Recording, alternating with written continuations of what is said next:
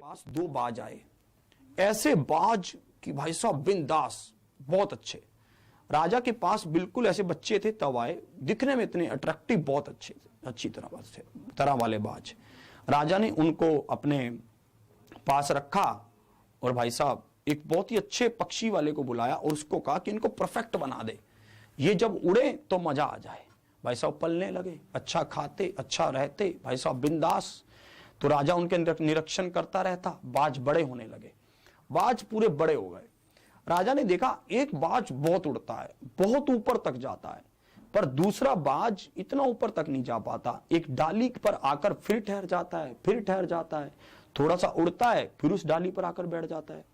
तो भाई साहब राजा चिंतित होता है, राजा कहता है कि यार इस बाज को भी उड़ाना है, ये उड़ क्यों नहीं रहा, जितना वो उड़ रहा है उतना ये नहीं उड़ पा रहा। भाई साहब राजा उसको पूरा चेक वेक करवाता है, चिकित्सक वगैरह को दिखाते हैं, वो कहते हैं समस्या तो कुछ नहीं है, घबरा रहा है ये वैसे ही।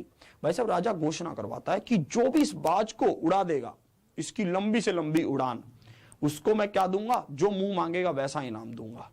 पूरे राज्य में घोषणा हो जाती है, बड़े बड़े भाई साहब पक्षी वाले आते हैं, कोई कैसे करता है, डराता है उसको, कैसे करता है, बाज ना उड़ता।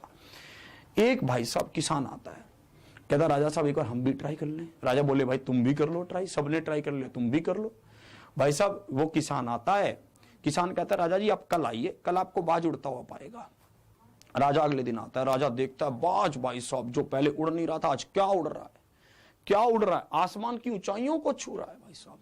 तो राजा कहता है यार उस किसान को बुलाओ यार। उन्होंने उस किसान को बुलाया।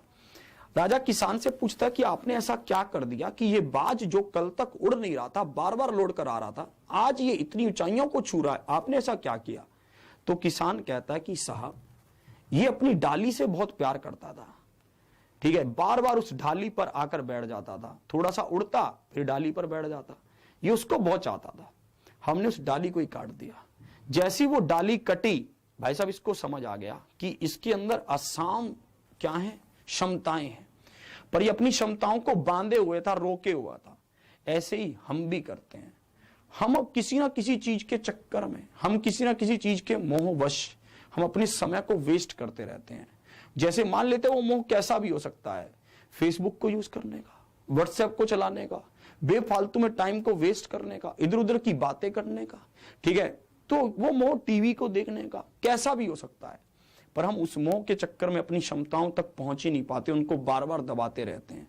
जब उसको कोई काटेगा तो आपको लगेगा कि ये आपके साथ अत्याचार कर रहा है, पर वो अत्याचार नहीं कर रहा, वो आपका साथ दे रहा है।